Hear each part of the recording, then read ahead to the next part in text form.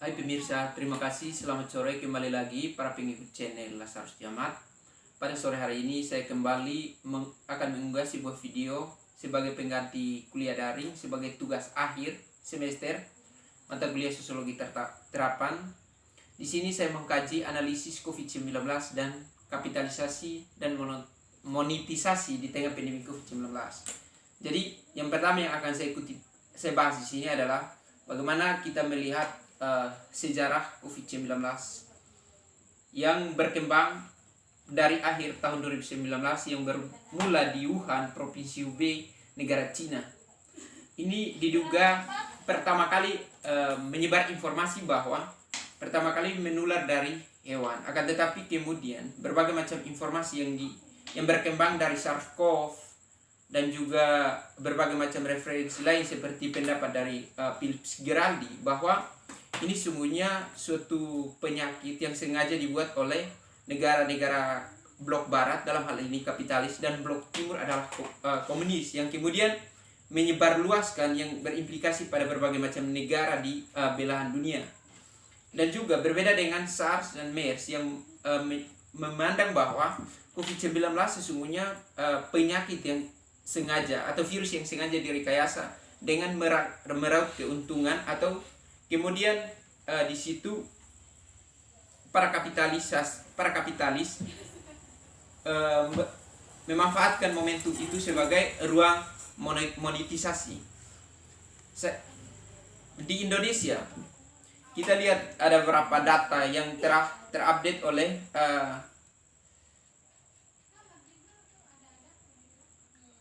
data yang telah diupdate melalui Kompas dari 3 bulan terakhir, bahwa kasus infeksi COVID-19 masih meroket dari bulan 8 sampai bulan 10. Di Indonesia yang telah terkonfirmasi mencapai 177.571 kasus. Sementara jumlah pasien yang telah dinyatakan sembuh 128.857 pasien. Sedangkan kematian yang berimplikasi dari virus corona adalah 7.505 pasien. Jadi apa yang kemudian harus dilakukan oleh pemerintah pusat melalui Kementerian Kesehatan? Kementerian Kesehatan telah mengeluarkan peraturan Kementerian nomor 1 tahun 2020 tentang protokoler kesehatan atau Satgas pencegahan COVID-19. Tetapi dari berbagai macam data yang terupdate telah melambung, dan kalau kita melihat daripada pengeluaran APBN tentang pencegahan COVID-19 itu kemudian melambung tinggi, dan pada kaum oligarkis atau kroni daripada kalangan kesehatan yang melakukan pencegahan COVID-19 meraup keuntungan daripada proses penanganan virus corona tersebut. Itulah kemudian dari berbagai macam pakar menyatakan bahwa COVID-19 sesungguhnya merupakan suatu lahan yang telah dikapitalisasi oleh para kapital dan dimonetisasi. Karena kita lihat bahwa banyak komplain, ada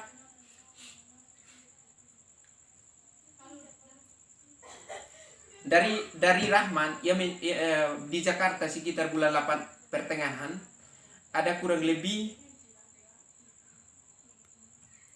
17 rumah sakit yang telah mengkomplain di rumah sakit bahwa data yang telah terupdate tidak melalui standarisasi nasional, karena banyak pasien yang mengkomplain bahwa mereka tidak mengalami COVID-19, tetapi dalam update berita yang telah menyebar luas di publik adalah COVID-19. Itulah yang kemudian banyak perspektif daripada kalangan pakar menyatakan bahwa COVID-19 telah dimonetisasi oleh para pemegang kekuasaan, dalam hal ini yang telah mengupdate data-data terbaru yang berkaitan dengan OTG, PDP, dan yang telah meninggal karena implikasi dari COVID-19. Data pemerintah memperlihatkan bahwa penularan COVID-19 terjadi sehingga penambahan kasus hingga saat ini. Tetapi dari berbagai macam pakar menyatakan bahwa itu sesungguhnya merupakan suatu rekayasa yang telah dicanangkan oleh elit-elit atau elemen-elemen yang memiliki kepentingan di dalam proses penanganan COVID-19 itu sendiri. Yang hari pertama yang telah diumumkan pada 2 Maret tahun 2020, Satgas meminta masyarakat secara besar bahwa kita menunggu vaksin melalui simpunan data agar bisa mencegah COVID-19 secara surplus. Tetapi melalui website Kemenkes.go.id dengan update data bahwa harapan ini atau COVID-19 tercatat penambahan pasien menjadi 3.475 pasien yang telah terinfeksi virus corona. Nah, data ini kemudian dari berbagai macam media telah berbeda-beda. Dari berbagai macam media telah mengupdate berita yang berbeda-beda. Contoh, dari stasiun TV Kompas telah mengupdate data bahwa 1.750 data pasien yang telah mampu disembuhkan dari beberapa rumah sakit yang ada di kota, yang berhasil menyembuhkan pasien yang terkena virus corona. Tetapi di data lain tidak sampai apa yang telah diberitakan oleh stasiun TV Kompas. Itulah yang kemudian menjadi keraguan. Kita sebagai masyarakat awam pun bisa menilai bahwa ini merupakan suatu rekayasa sosial yang sengaja dibuat oleh negara melalui atau orang-orang yang menjalankan peran mereka untuk meraup keuntungan daripada wabah yang telah meresahkan dunia secara umum. Pemerintah juga telah mengingatkan protokol kesehatan yang sangat berpengaruh, tetapi pada periode 9-10 sampai bulan November tahun lalu terdapat 72 pasien COVID yang tutup usia. Nah, kalau kemudian itu dikaitkan dengan COVID-19, bagi saya secara pribadi dari perspektif atau pengamatan di dalam realitas kehidupan masyarakat, tentu ini merupakan suatu rekayasa yang tidak bisa kita katakan bahwa itu harus COVID. Itu yang kemudian menjadi keheranan kita, dan wajar untuk masyarakat umum menjustifikasi bahwa apa yang telah dilakukan oleh pihak kesehatan dalam menangani COVID-19 itu sungguhnya hanya menambahkan mencari keuntungan.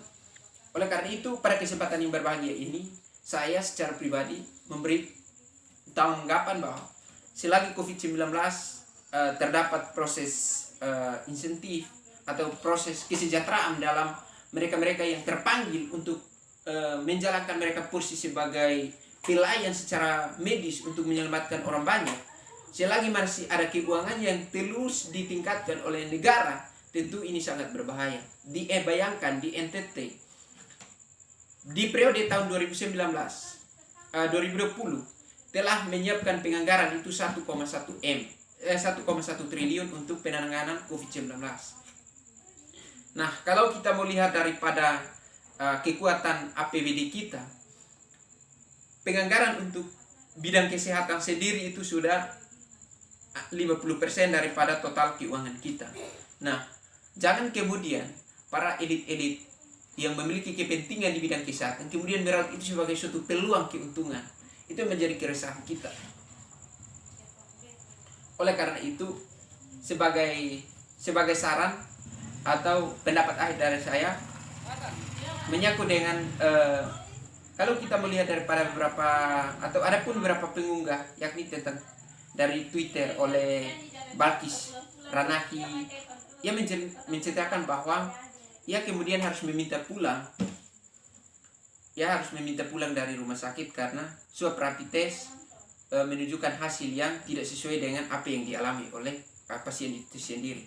Nah, itu yang menjadi kegelisahan, sehingga saya secara pribadi pada kesempatan ini saya menyimpulkan bahwa untuk COVID-19 menjadi reda, pemerintah harus menghapus keuangannya sehingga orang yang benar-benar menjalankan fungsinya dalam kesehatan itu benar-benar harus terpanggil.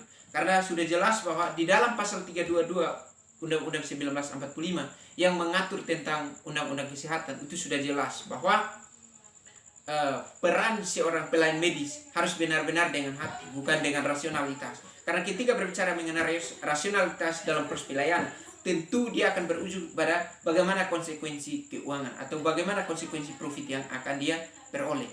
Itu yang bisa dapat saya sampaikan pada kesempatan yang berbahagia ini. Kurang lebihnya saya mohon maaf atas perhatian saya ucapkan.